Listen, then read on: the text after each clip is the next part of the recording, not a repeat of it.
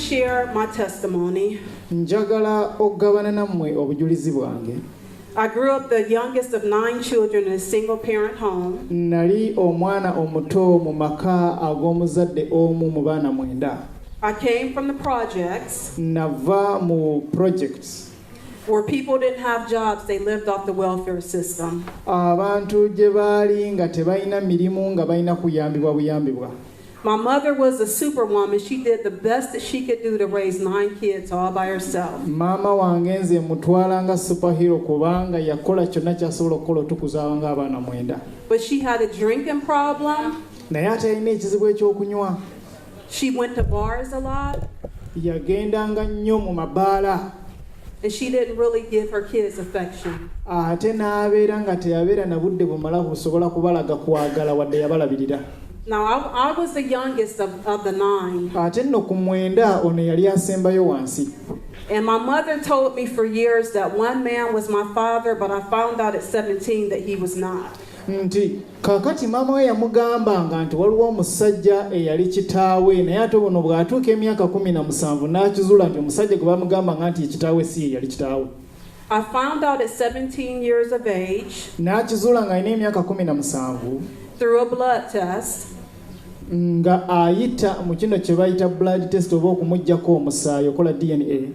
That another man that my mom had been with for years was my father. Nti omusajja omulala maama we gwe yali ayagaddeko emyaka emirala yali kitaawe. I was happy to know that I belonged to somebody. Munne ye yawulira nga asanyuse nti kaakati azudde kitaawe. But he was an alcoholic too. Naye ate munnaye naye yali lujuujo ng'asingako n'ono gwe twafiira wano yayimbanga ebidongo. And the only time that I would see him era ekiseera kyokka kye yasobolanga okumulaba is when he would be walking down the street drunk with a beer in his hand. Olwo nno bwali ng'obudde bwe yasobolanga okuba nga atagala mu kkubo n'eccupa ye yasigaddewo mu mukono. Now I want to just confirm what Pastor Daryl said earlier. Njagala okukakasa omusumba bw'adde ayogera mu ntandikwa. That the lack of love caused a void to be in my heart. Nti okubeera nti tewaaliwo kwagala kwaleeta omuwaatwa ogw'ekinnya ekinene mu mutima gwe. And when your kids have a void, they will seek out love in any way that they can find it. Kati nno abaana be tuzaala bwe babeera ng'emitima gyabwe gisangiddwa nga girinamu ekinnya ekyo eky'obutaba na kwagala bakola buli kyonna ekisoboka banoonye gye banaafuna okwagala okujjuza ekinnya ekyo. I was depressed and even suicidal. Yawulira nga onyoleddwa nga aweddemu amaanyi nga n'okwetta y'ensonga lwaki ayagala obulamu. My definition of love was what I saw on the movies that had a lot of passion.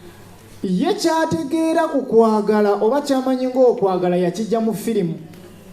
Because I didn't receive love from my parents, I confused sex with love. Kati olw'okubanga teyafuna kwagala okuva mu bazadde be yatuuka awantu n'atabulwatabulwa n'alowooza nti okwegaddanga kwe kwagala.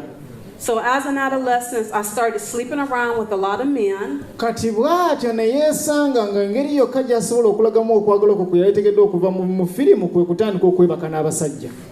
I was 5'11". Come again? I was tall, height-wise. Okay, yali muwanvu.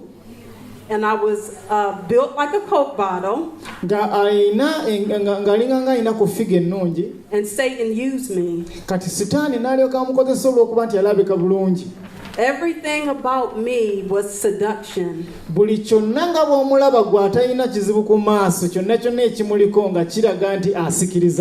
People on the outside only seeing the symptoms of a bigger problem that was going on the inside. Kati abantu nga bo tebalaba kungulu tekifaanana kizibu kyali kifaananaye munda. My actions spoke clearly that something was wrong, but nobody tried to help me. Kati endabika yenge eraga nti wateekwa okuba waliwo ekizibu naye ate olw'okuba abantu baali tebamutegeera tewaliwo yavaayo kumuyamba. So I would say to myself, Lord, why is it that I'm always depressed? I'm never smiling. What is going on? Kati n'agamba Mukama Katonda lwaki buli kaseera nze ndabika nga atalina ssanyu ng'omutima gwange gwennyise. I was a walking time bomb ready to explode. Oyo nno ye yalinga kabomu akatambula ku kkubo nga ssaawa yonna bw'okakwatako kabaluka. Hiding secret tears within me. Mulimu amaziga gaakwese g'otasobola kulaba. People knocked me down. Abantu ne bamukoonanga. But nobody was trying to help me to get back up. naye ng'ate teri muntu abantu bamukolanga ebibi naye ng'ate teri muntu agezaako muyamba kusituka kuddamu kutambula bulungi. As I started to feel used by men, I realized that the sex was not enough. It wasn't filling the void. Kati bwe yatuuka ekiseera n'atandika okuzuula nti n'okwebaka n'abasajja kyali tekimuyamba nga abasajja bamukozesa bukozesa n'akizuula nti okwebaka n'abantu kyali tekimala kuleeta kwagala mu ye. I said, I'm never going to feel this way again. Kati naga sigenda kuddamu kulowooza bwe nti. I said, I don't want a man ever again. Naga kati saagala musajja nate. The enemy opened up the door to lesbianism. Kaakati bwe yawulira ng'obulamu bwe bukyayi ekiyitibwa agasajja sitaani n'agamba kati nkuwadde olujja olulala n'atandika okuwulira ng'ayagala abakazi. I was supposed to be straight. Bambi yalaba nga ateekeddwa okubeera ng'abeera mu bulamu obwo bw'ayagala. But this scripture came alive in my life. The Lord opened this up and showed me how it happened. I want to go to James 1:13 through 15. Yokaana essula esooka okuva 13 okutuuka 15 lwe lunyiriri Katonda lwe yakozesa okutandika okuggulawo omutima gwe omulaga obulamu obulala. Yakobo. It says, let no one say when he is tempted, nti waleme kubaawo oli agamba ng'akemeddwa I am tempted by God. nti Katonda yankemye. For God cannot be tempted by evil, Kubanga Katonda takema ng'akozesa kibi. nor does he himself tempt anyone. Ate ye Katonda takema muntu yenna. But each one is tempted when he is drawn away Naye buli ssekinoomu akemebwa bw'aba ng'asikiddwa by his own evil desires and enticed. ng'atwaliddwa n'ebirowoozo bye ebikyamu ebiri mu mutima gwe. And then when the desire has conceived, olwo nno ebirowoozo bwe biba nga bituukiddwako, which means it's thought of in the mind, kitegeeza nti bivudde mu kulowooza obulowooza, it gives birth to sin. bitandika okubeera ng'olubuto ne bizaala ekibi. And sin, when it is full grown, Kati olwo nno ekibi bwe kiba nga kikuze bulungi brings forth death. ne kibeera ng'ate kyo bambi kizaala okufa. I remember as if it happened yesterday. Kijjukira bulungi nga kiringa ng'ekyabaddewo jjo. There was a well-known gay woman in my small town. Waalingawo omukazi eyeebaka ne bakazi banne mu kabuga ewaabwe akatono gy'ava. She would drive past the soul food restaurant where I worked Kyatambulanga bw'atyo ng'ayita oyo nno gye yakoleranga. in a red, pretty Camaro. Come again? In a red, pretty car. Ng'ayina emmoloka ye emmyufu erabika obulungi. Now, whenever I saw her passing by, Buli bwe namulabanga ng'ayitawo omukyalo oyo. I would watch her until I didn't see her anymore. Bw'atyo ng'agenda ng'ayimirira n'amulaba paka bw'abulirayo. This happened a couple times. Kyaliwo ebiseera bingi. Then one day she walked through the door. Kati olunaku lumu omukyalo oyo yajja. She came down and ordered some food from me. Najja n'abako byagula okuva gy'ali. And instantly I felt an attraction for her. Kati ate ono oli bwe yajja okumugulako ebintu ono n'awulira bambi ng'amwagadde. In my mind, I began to entertain the thought of what it would be like to be with her. Kati ebirowoozo by'ono ne bitandika okubamu obufaananyi kirabika kitya nga ndi n'omukyalo oyo.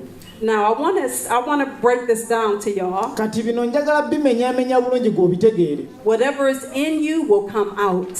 Buli kyonna kino kiwulize bulungi, buli kyonna ekiri mu ggwe ekiseera kijja kutuuka kifulume. And the devil will put it right in your face and say, here it is. Kati sitaani ye kyakola aleeta ekintu kiri n'akiteeka mu maaso ganaga kati omukisa guno gw'olina okufulumya ekyo ky'oli. If you want it, you can have it. Naye bw'oba okyagala osobola okukifuna. Now, this is what I did. Kati kino kye nakola. I looked up this woman's mother's number in the phone book. Kati nawandiika ennamba ya maama w'omukyalo ono mu katabo. Because everybody knew that she was gay. It was a small town where I came from. Kubanga buli ssekinoomu yenna mu kibuga yali akimanyi nti ono omukyala ali abakyala banne.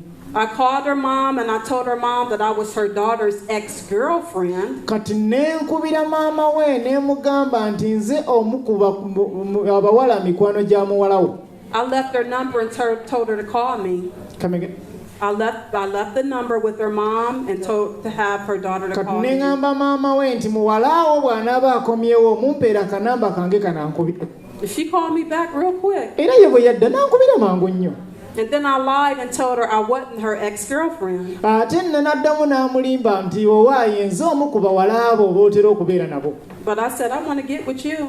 Naye njagala kubeerako naawe. We hooked up, Ne tukwatagana, had sex, ne tubeera wamu. And 10 years later, I was a full-blown lesbian. Kati nga 10 years that went by. yabeera mu kintu ekyo mu myaka 10 ono kati ng'afuuse nnakinku omukugu mu muzannyo gwabwe ne bakazi banne. From her, I got introduced to the homosexual club. Kati okuyita mu omukyalo ono yasobola okubeera ng'amwanjula eri abali b'ebisiyaga b'abakazi bannaabwe abalala. And then I started having sex with other women. Kati n'abeera ng'afunye omukisa okubeera nga yeegaddanga n'abakazi abalala beegaddanga ne bakazi bannaabwe. There is a progression of death in this sin. Abange waliyo enkola oba entambula y'okukula mu kibi kino okuva ku ddala erimu okutuuka ku ddala ng'okigenda mu maaso. It only breeds death. Ate kisamuka gumu gwokka kufa. It only breeds that, y'all. Wange kyo kisa omukka gumu gwokka kufa. So what happened is my family and everybody in my small town started hearing about me. Kati olwono amaka gaabwe oba famire yaabwe mu kabuga kaabwe akatono ne batebeera ne batandika okuwulira ebimufaako. They said, you nasty and you going to hell. Nga bannange naawe wayingidde mu bigulupu by'abantu abo bebakane bakazi bannaabwe ge naawe ojja genda mu geyeena.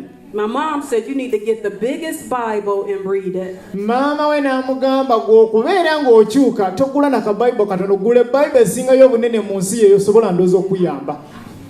I said to myself, neneegamba, do they know what's really going on the inside of me? Bano ddala bategeera ki ekigenda mu maaso munda y'obulamu bwange? But even in the midst of me getting into lesbianism, the void was still there. Naye ate bannange ne bwe nava ku basajja nenzira ku bakazi era guli omuwaatu ogw'obutaagalibwa gwasigala nga munene ng'era gukyali munda mu nze. But I didn't feel used with women. Naye ate saawulira nga nkozeseddwa bakazi. They didn't make me feel the way men made me feel. Tebandeetera kulowooza ng'abasajja bwe bandeetera okulowooza. I thought they loved me. Nze nate nafuna ekirowoozo nti ate abakazi ate bo banjagala okusinga abasajja. So what happened is I moved away to another state with another woman. Kati owaaye ki ekyatuukawo ng'akaalo kwabeera katandise omufuula amawulire ga bukedde ye n'asalawo n'agenda n'omukyalo omulala mu kibuga ekirala.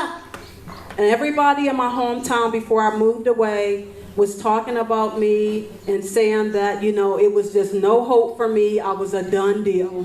Kati olw'okubanga mu famire ye buli ssekinoomu nga ye yamala dde omusalira omusango n'agamba nti no talikyuka taliyambibwa ono ye yamala okwonooneka takyagasa. Right, but let me go back and say this. Kati ate kanzireyo emabega mbagambe kino.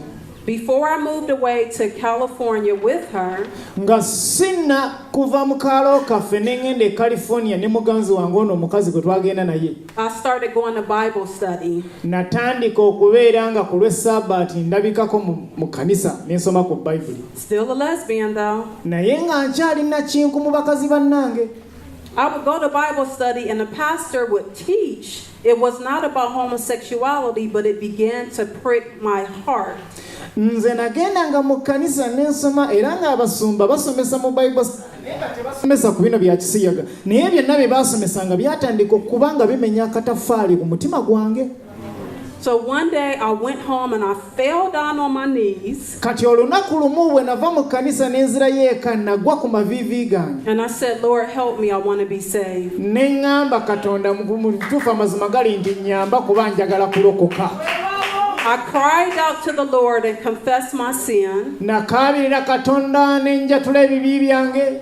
And I just said, Lord, please help me, deliver me. Ne ŋŋamba Yesu Mukama wange nnyamba onsaasire onsumulule engeri zino. Now I realized that the relationships did not satisfy me completely. Kati olwo ne ntandika okuzuula nti emikwano gino gye ne bano abantu gyali tegisobola kummatiza.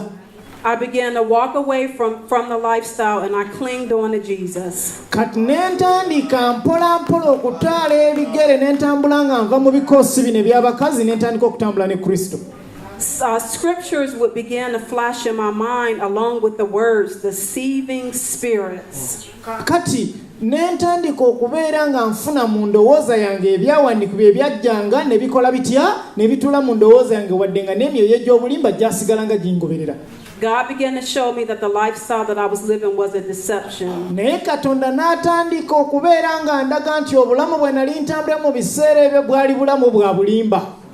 Now, let me just say this. God's whole plan for homosexuals is redemption. Kakati kankugambe kino, enkola ya katonda eri omuntu yenna asangiddwa ng'ali mu kibi kino eky'obwenzi ekifaanana bwe kiti kununulibwa. And whenever somebody cries out to God, era buli ssekinomu waakaabirira katonda essaawa yonna ali mu kintu kino, He'll send a deliverer to help them. katonda bw'atyo asindikayo omununuzi okubanunula. Now, during this time, I was around Christians who had been saved for 20 years. Mu biseera bino neesanga nga ndi mu kifo ekirimu abakristaayo abaali babadde abalokole nga bali mu myaka nga 2 nga balokole. But I believe that when God started doing a heart check, naye nalowooza nti katonda ddala bw'abanga atandika okukebera emitima, He couldn't find nobody with his heart. teyali nga tasobola kusanga muntu yenna eyali alina omutima gwe.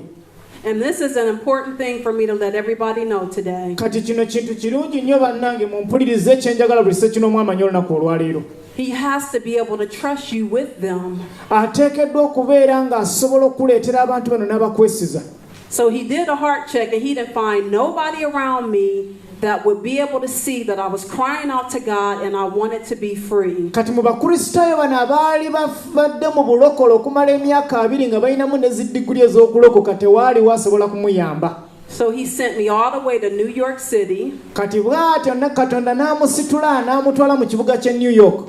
with some young girls that were much younger than me. Ate bw'atyo katonda gye yamusanze abaana abawala ate abaali abato mu myaka nga ye mukuluko ku bo. They didn't have any fancy titles. Tebaalina bintu byonna nti oba balina empapula nga baasoma nnyo. Religion hadn't got to them. Nga n'eddiini teri mu bo nnyo.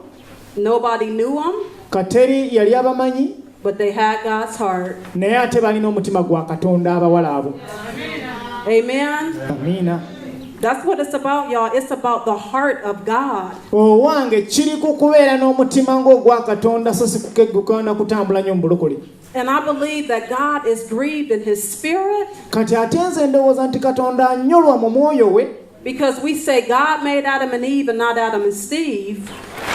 Nti katonda yatonda Adamu ne Eva. But every person that's struggling in homosexuality, Naye ate buli ssekinomu akyabonaabona n'ekibi kino, what they're saying to the leaders is, tell me how to leave Steve alone then. kakati nti katonda ekyagezaako gamba nti mundage engeri gye tusobola okubeerawo ne tuleka kino ekibi emabega. They want answers. Tewali muntu yenna alina kyakuddamu eri bo. And if you haven't went through this struggle, you don't know what they go through. Kati gwe bw'obanga toyitangako mu kizibu kino basebo ne bannyabo oyinza okuba nga tosobola kutegeera ngeri gya bakwatamu kubajja mu kintu kino.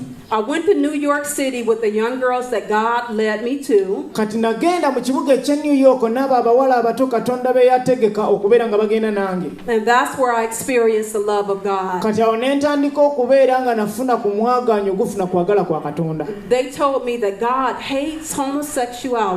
Ne baŋŋamba nti katonda akyawa ekibi eky'okwegaddanga kino eky'obwenzi. But he loves you. Naye ate gwe akwagala.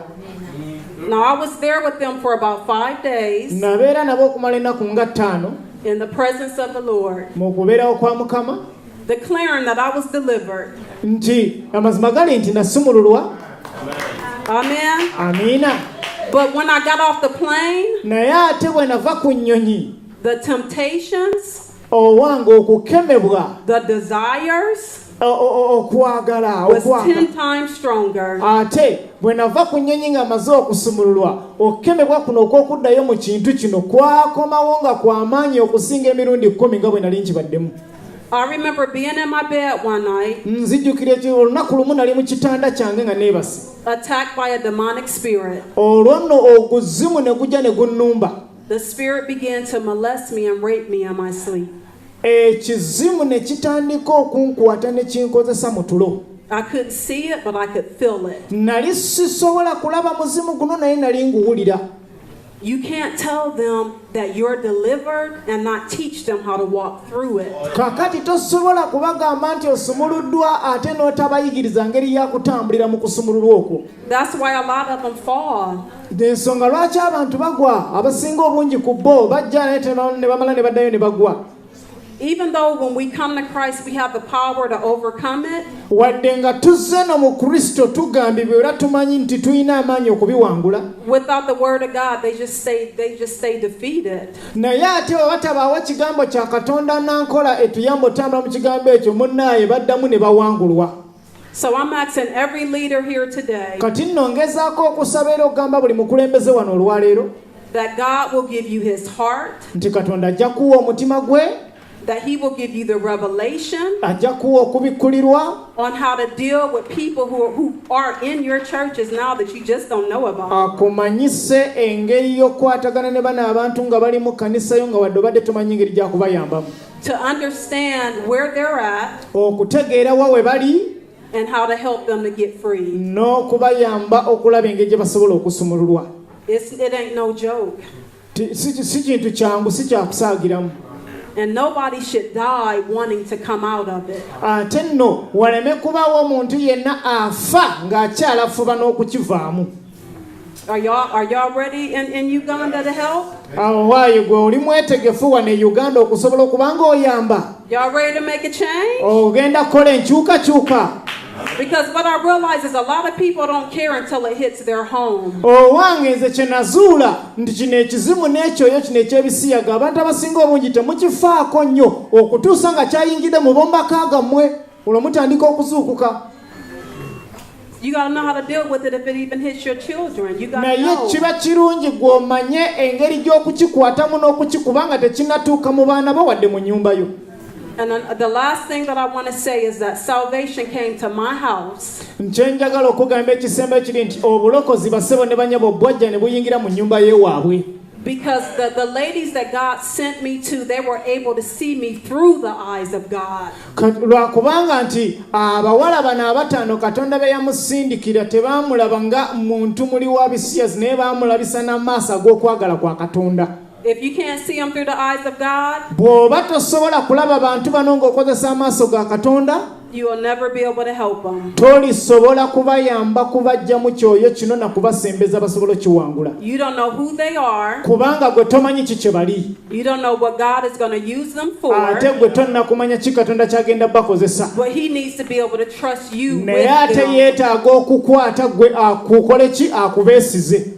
Can he trust y'all with them, Uganda? Owange Katonda asobola okwesiza gwe abasiyazi. Ayagala mumuddemu. Amiina. I'm done. Owaaye bw'atyo yamaze. Tumukubireko mu ngalo ezisingakaawo. Thank you, Sister Robinson. Thank you so much. Tumukubire engalo ez'amaanyi mu linnya lya Mukama waffe Yesu. Clap our hands in the name of Jesus. Basaba ne bannyabo tukube engalo zaffe nga Ladies twebasa and Mukama. gentlemen, let us clap our hands thanking the Lord for this. Kubira Mukama engalo ez'amaanyi mu Clap linnya lya your Mukama hands waffe to the Yesu. Lord in the name of Jesus.